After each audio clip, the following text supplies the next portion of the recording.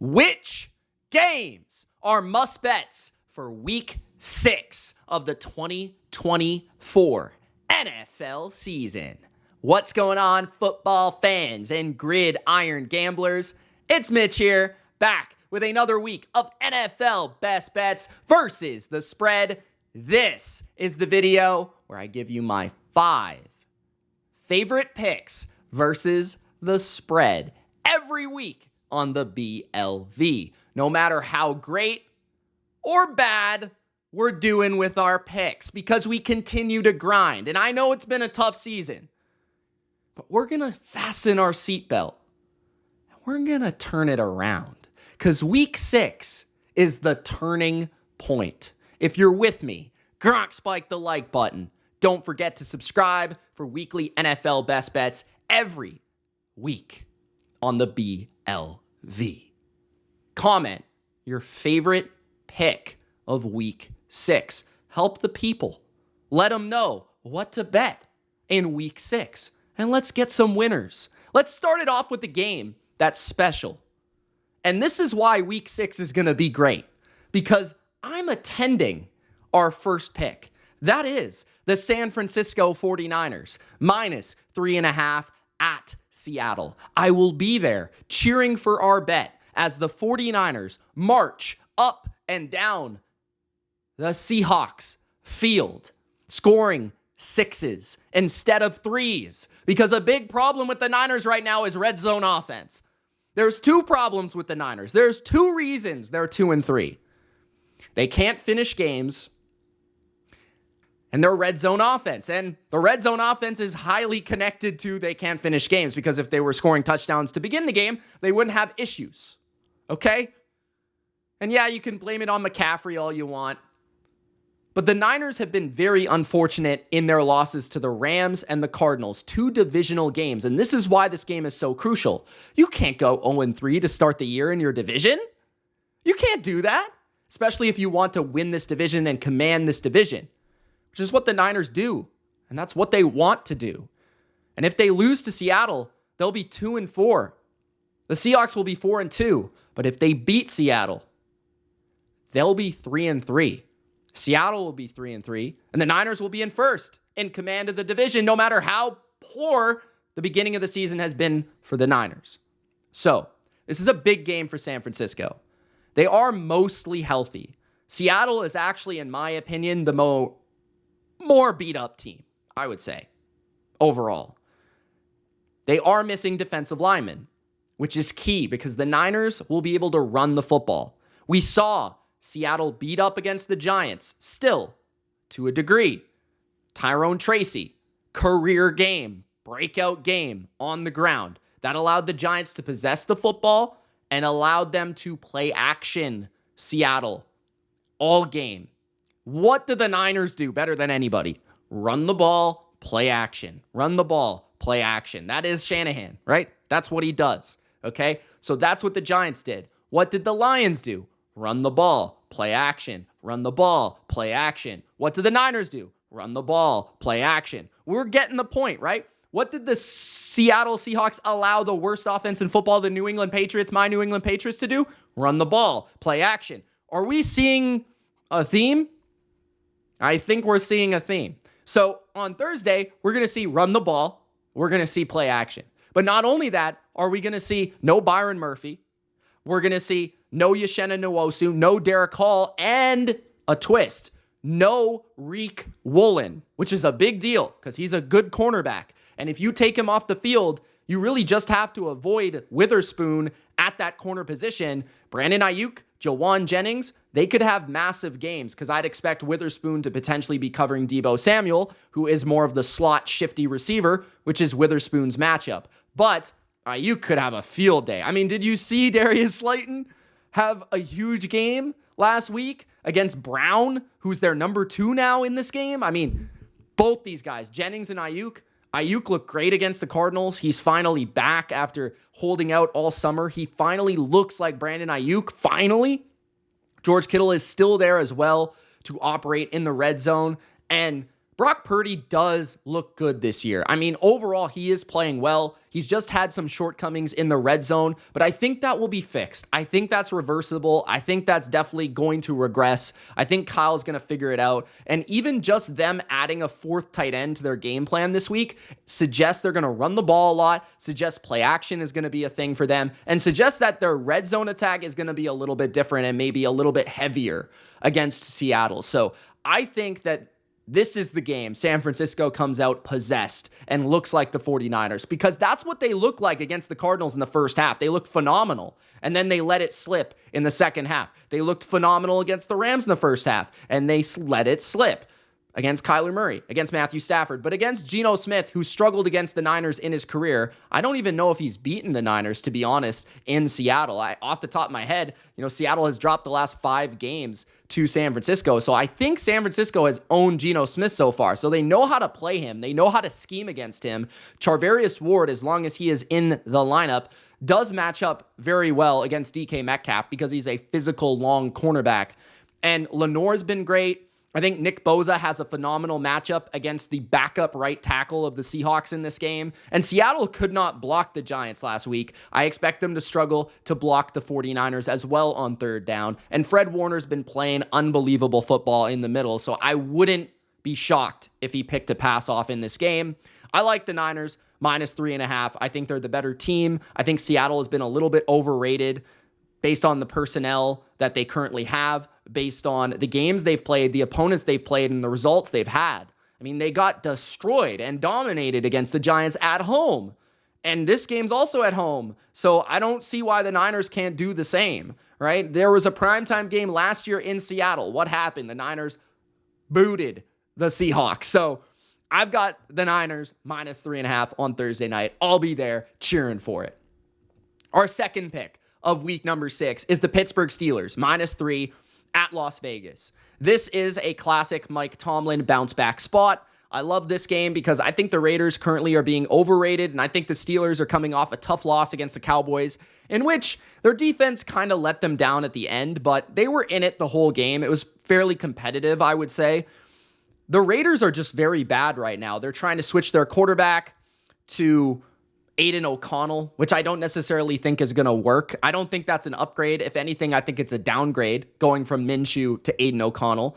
I think that the Steelers, the way they want to play offense, should be able to operate against the Raiders defense that I think has been overrated this year. Like, it was good last year, but especially without Christian Wilkins, I think you can run on them. I don't think their pass rush is that fierce without Wilkins there and Kuntz there. It's really just Max Crosby rushing the quarterback.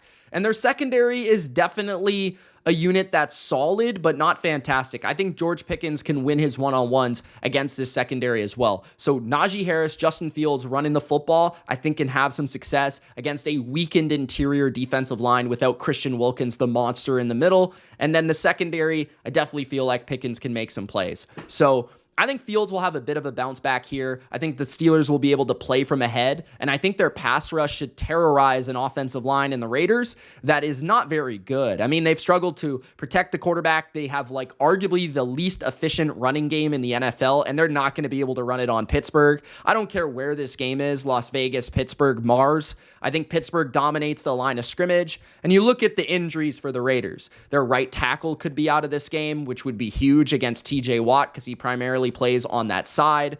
Devontae Adams is not going to play in this game once again, which limits their receiving upside. And Adams actually had a great game against Pittsburgh last year in a game in which Pittsburgh won, by the way. Michael Mayer is probably going to be out, which limits their personnel usage of 2 tight ends. Zamir White could be out, their lead running back. I talked about Wilkins, and then maybe Diablo at linebacker or Masterton at linebacker. So their depth and their personnel right now is very much limited with the Raiders. They looked good at the start of that Denver game, but I think Pittsburgh's basically a better version of the Broncos. So I think the Steelers take this game. I don't think this spread should be only 3. The only reason it is because Pittsburgh isn't a potent offense. But I just don't see how the Raiders consistently move the ball and score. And I think the Steelers are able to get the lead and play comfortable offense for the entirety of the day and run the football. So I like Pittsburgh to win this game and to cover -3.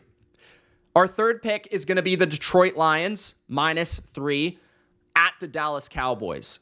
I just like this matchup for the Lions, and I understand that the Cowboys beat the Lions last year. That was very controversial. There was a crazy 6-man eligible call that was like messed up, and you remember, you watched the game.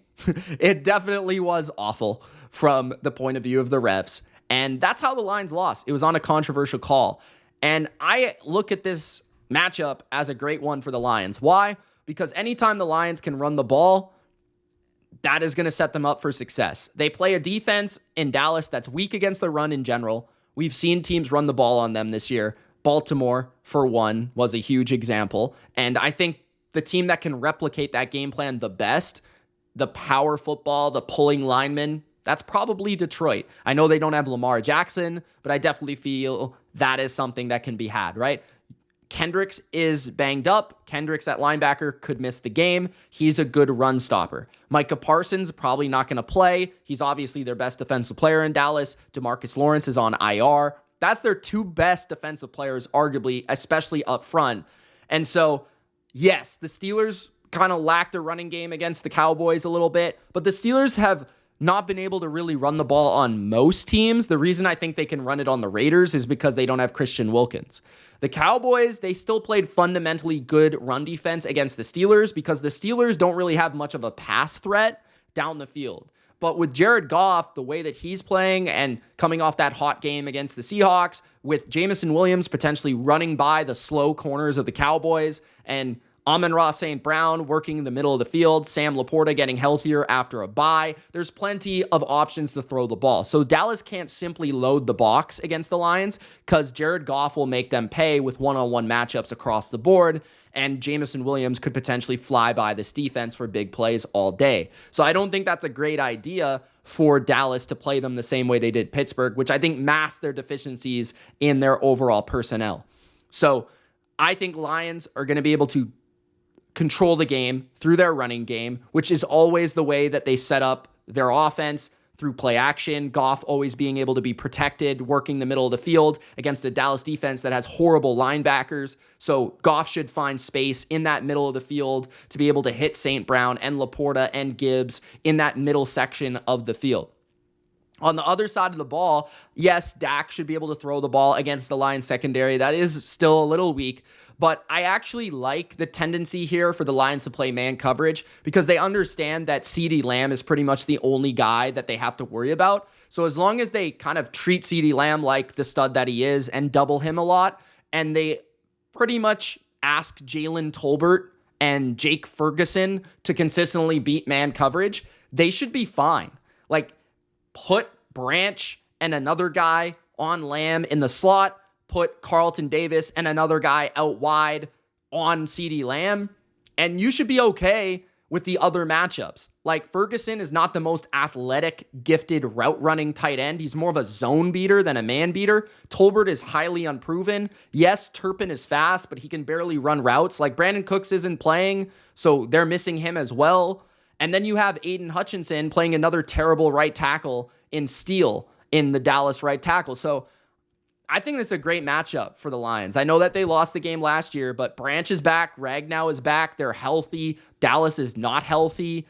Dak is probably the better quarterback here, but not by a ton. Dallas can't really run the ball on anybody, to be honest. They ran the ball fine against Pittsburgh, but not fantastic. And the Lions have a very good run defense, so I don't necessarily feel like they're going to be able to just run on Detroit either.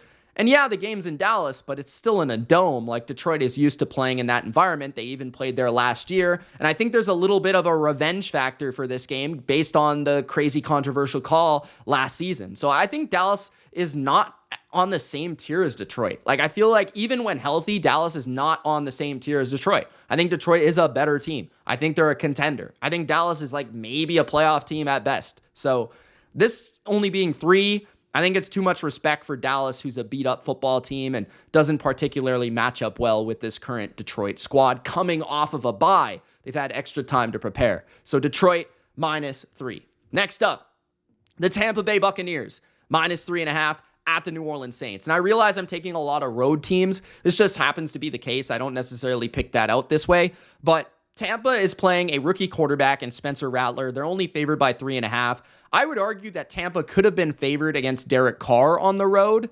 Like, So I understand that the Saints were favored against the Bucs, but when you think about the situation, you think about the matchup, even with Derek Carr playing, I'd still probably pick Tampa to win this game. So now that it's gone from Derek Carr, an established, solid NFL quarterback, to Spencer Rattler, a complete unknown late-round rookie quarterback against a highly complicated, dynamic defense in the Bucs that isn't particularly great in the secondary in terms of allowing big plays and things like that, as we saw against Kirk Cousins. But that's Kirk Cousins, like a dialed-in veteran quarterback who knows where to go with the ball and knows how to beat the blitz. Like Todd Bowles is a psycho when it comes to blitzing. He's a psycho in terms of pressures in like sending different looks, especially at young quarterbacks. Like a guy's going to drop here, but he's going to come from the other side. Like quarterbacks that are rookies are not prepared for that sort of stuff, and Todd Bowles always seems to have the edge. Think back to week 1 against Jaden Daniels, a guy that's been phenomenal all year, did struggle with Tampa. And Antoine Winfield Jr., the best player on this defense, could be back this week. He was limited on Wednesday. On top of that, Kalijah Kancey, their first-round pick from last year, who had multiple sacks against the Lions in the playoffs last year, could be back for the first time this season. He hasn't played at all this season. So a good interior rusher in Kancey that they've desperately been missing, full practice on Wednesday. So he should be back alongside Vita Vea. And why that's so crucial is that the Saints, they pretty much are only good at running the ball. And when they can't run the ball, they can't really do anything except throw explosive passes. That's at least what Derek Carr's been doing. And it's just Rashid Shaheed on deep posts and Chris Olave on deep dig routes. And that's pretty much their entire offense. If they can't run the ball with Alvin Kamara on outside zone, they don't really get anything going with this offense. And Tampa's solid against the run. They're beefy, they're big, and it's hard to run on them, and it's hard to get movement on them. And with Vita Vea and Kancey in the middle, I think they're going to be able to feast, because you look at New Orleans' injury report, they're missing multiple offensive linemen. They didn't practice on Wednesday. These are the names. Taysom Hill, who is a big-time red zone weapon, third down, short yardage weapon for them. Cesar Ruiz, who's one of their guards. Turner, Peyton Turner is one of their defensive ends. Alvin Kamara, who didn't even practice on Wednesday, is beat up. He'll probably play, but he's beat up, and he's like their best playmaker, arguably. Lucas Patrick, who's their center, he didn't practice. Will Harris, a backup safety. Werner, a linebacker that is solid, like in the rotation, he plays. And Rashid Shaheed, who is a dynamic receiver and arguably their best receiver this year. So their two best weapons are injured. Two of their starting linemen are injured. Taysom Hill, their short yardage weapon, injured. So with Tampa getting healthier, 10 days rest, extra days to prepare, playing a rookie quarterback with their style of defense, this feels like a good matchup on defense for Tampa, and it feels like a good spot for Tampa. They're coming off of a loss that they should have won. They were leading the entire game. They were up by multiple scores at one point. They should have won that game. Todd Bowles blew it with his situational, gamesmanship at the end. They decided to run the ball. That wasn't the right decision. They should have kept it in Baker's right arm, which is why I like the Bucs. Again, doubling down here. Baker Mayfield has been great this year. I mean, he's been like a top 5 quarterback in the NFL this season. Chris Godwin and Mike Evans are dudes.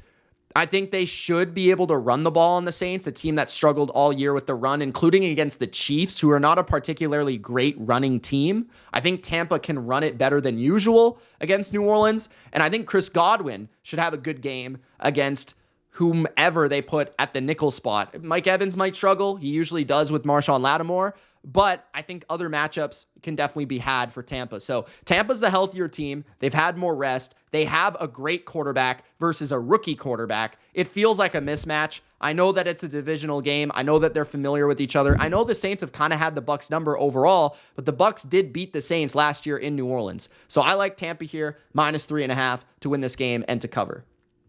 Next, the Cincinnati Bengals, -3.5 on Sunday Night Football at the New York Giants. And this is a game that I think a lot of people, like sharps per se, are going to be on the other side, because I think they see the 3 in the hook. They see the home team, the Giants in New York. But I'm going to be simple here. Daniel Jones is 1-13 in primetime games. He beat the Washington Commanders in his lone primetime win. Okay, and that was not the Jaden Daniels Commanders. That was a different time of the Commanders, a terrible Commanders team. Okay, so Daniel Jones chokes in primetime settings. He is terrible in primetime settings. And it's Joe Burrow with his season on the line. They're 1-4. Joe Burrow has legitimately, arguably been the best quarterback in the NFL. He's first in passer rating, first in passing touchdowns. He's first in EPA. Jamar Chase, now that Nico Collins is hurt, has the most receiving yards in football right now. T. Higgins scored 2 touchdowns last week, I believe, or maybe the week before, but he's been great as well. Chase Brown looks fantastic at running back. The O-line for the Bengals looks pretty darn good, and the defense is getting healthier. BJ Hill played last week. That helped them stop Derrick Henry pretty well until the end, and then Sheldon Rankins is also going to be back at D-tackle. Plus, they added like Lawrence Guy, another veteran, to that position in recent weeks, so their run defense could be a lot better than people think in this game. So I could see the Bengals really stuffing Tyrone Tracy and forcing Daniel Jones to beat them. And that could maybe be a formula where they're forcing a lot of drop back pass from the Giants, and they're able to build a lead early through their offense, which is very dynamic and arguably the best in football right now, alongside the Commanders. And they're able to, build that 2-score lead in which the Giants are just not able to come back because they're not built for that. But Malik Neighbors still is in concussion protocol. We'll see if he's able to play. That would be a huge loss for the Giants, of course. Wan'Dale Robinson and Neighbors have been tough, but I think the primary thing I'm looking at here is the Bengals, I think, will be able to move the ball on the Giants because I think they're just on one on offense right now. They're throwing the ball at will against everybody. They've got matchups at wide receiver against these Giants defensive backs. I think that Chase could have a huge game. There's nobody on that team that can cover him. And Chase Brown, the little mix of him as well, the Giants have been susceptible to the run at times. I think he can get some big gains. Burrow is just in a spot where he needs to be clutch, and I think the Bengals realize they need to come up with a big win, and plus it's in prime time, so that gives them that much more energy and passion to come through with this win. So some of it is just like inherent NFL knowledge. Some of it is just like, I just need to bet on Joe Burrow in a must-win game against Daniel Jones. Sometimes it's that simple, and that's what I'm going to do here. So yeah, I got it wrong against the Ravens. They should have won. Honestly, they should have won. Like everybody that watched that game knows they should have won. They had a field goal at the end of the game. They ran the ball 3 straight times. They missed the field goal. They end up losing in overtime against the Ravens. It happens, man. Like, they definitely could have won, but they did cover for us against the Panthers. So I've been continuing to back Joe Burrow and the Bengals, and I feel like this is another game where you just have to back them. You just have to. I don't care what people say about the Giants. They played well against Seattle. Do we really think they're that good? I don't necessarily think so. I'm not buying it. I still think the Bengals are a good team. They've played the Chiefs extremely tough. They played the Ravens extremely tough. They scored at will against the Commanders, and we realize now that Commanders are actually maybe pretty good. And yeah, they struggled in week 1 against the Patriots, but the Patriots, they got a good defense, and it's better than the Giants defense. And honestly, week 1 for the Bengals, they just lose that every year. So I think it's the Bengals' time to turn their season around. I think they'll make a statement on Sunday Night Football. Our bonus pick for week 6 is actually a good segue here. The Patriots, +7. I don't want to put the Patriots in my top 5 because they're my team, and I don't necessarily feel that's right to add them in my top 5. But I do like the Patriots this week, +7, for a lot of different reasons. First of all, they're finally playing their best quarterback. Drake May, season. That's what it is. It's gonna be May. Exactly. Drake May is gonna start for the Patriots for the first time in his NFL career, and it's at home. And yeah, people are worried about it, which gives me that much more reason to bet on it, because I think Drake May is better than people think. I think Drake May is gonna be a stud, and I think Drake May is more ready than people believe. I was very high on Drake May coming into the draft, and I think he is going to elevate this entire offense. I think Jacoby Brissett was holding them back. In terms of pass protection, he's too slow. He can't move. Drake May can move. He can run. He can extend plays. He can make plays outside the pocket and throws outside the pocket, and he can run. So he can avoid pressure. Brissett cannot. Secondly, he has a faster mind. He gets the ball out faster. We even saw it in the preseason. Third, he can create big plays through his arm, which Jacoby Brissett was reluctant to do. He was just not seeing people open, not throwing the ball down the field, and the Patriots have had guys open. I think that he'll make more big plays, and maybe he makes more mistakes, but I think that he'll make more big plays. Secondly, the Patriots O-line finally has 2 weeks in a row where they're going to be the same offensive line this season. Like, they finally have continuity from last week to this week, the first time all year. So that's definitely going to help. And they actually weren't that bad the last couple of weeks. On top of that, the Patriots have proven they can run the ball, and I think the Texans are a little bit more susceptible to the run than people believe. And third, I think the Texans have not been as good as people think. Like, they're 1-4 against the spread, so they've barely won by margin this year, and the only time they covered the spread was as an underdog against Buffalo, I believe, of a point. So there's a lot of different reasons. On top of that, I think New England's defense actually matches up extremely well with a Nico Collins-less CJ Stroud Houston Texans. Their offensive line in Houston is not only beat up, which we'll get to, but also pretty weak and very penalty prone. Second, they run the ball extremely awful. I mean, they do not run the ball well. And Joe Mixon looks like he could be out for another week, which does not help. Third, Christian Gonzalez might be the best corner in the league, and whoever he covers is not getting the ball. Fourth, the Patriots' corners are pretty good, and they can cover Diggs and Tank Dell, I think, pretty easily. I think this game on offense for the Texans is going to be all about CJ Stroud making plays out of thin air, because I don't think that they're going to be able to run the ball in New England, especially in New England. I think they're going to take their penalties, because that's what they do, and I think that Bobby Slowick's going to try to run the ball on early downs, and it's not going to be successful, especially without Nico Collins, because he's going to want to run the ball more because they don't have Nico Collins. So I think this is going to be a defensive game where you're getting 7 points with the home team, with a fresh spark at quarterback, with a little bit of energy coming into this game. So it's human nature, right? And then on top of that, you've got injuries for the Texans. Barnett at defensive end did not practice. Lassiter, their cornerback 2, did not practice on Wednesday. Jimmy Ward, their starting safety, did not practice on Wednesday. Joe Mixon, their starting running back, did not practice on Wednesday. Nico Collins is on IR. Robert Woods, their 4th receiver, is on IR. Or not on IR, but did not practice. Green, Howard, and Tunzel, and this is the most important point. Their 2 tackles both did not practice on Wednesday, and Kenyon Green, one of their starting guards, did not practice on Wednesday. They could be without 3 offensive linemen, their number 1 receiver, their cornerback 2, one of their starting safeties, their starting running back, and it's not a particularly phenomenal matchup. This does really remind me of Patriots-Bengals. And this game's actually in New England, because New England matches up fairly well with the Bengals. And they match up fairly well with the Texans. So all I'm saying is, I kind of like the Patriots. I like my team +7. And I understand I'm buying into the Drake May extravaganza, but I think there's warranted reasons to bet on New England this week. So there you have it. Patriots +7 versus the Texans. I didn't even realize the graphic wasn't up until now, but I hope you guys enjoyed my best bets for week 6 this NFL season. Hopefully we get on track this week, we sweep the board, and we get back to business in week 6. Gronk, spike the like button, subscribe. We'll see you in the next video. Peace.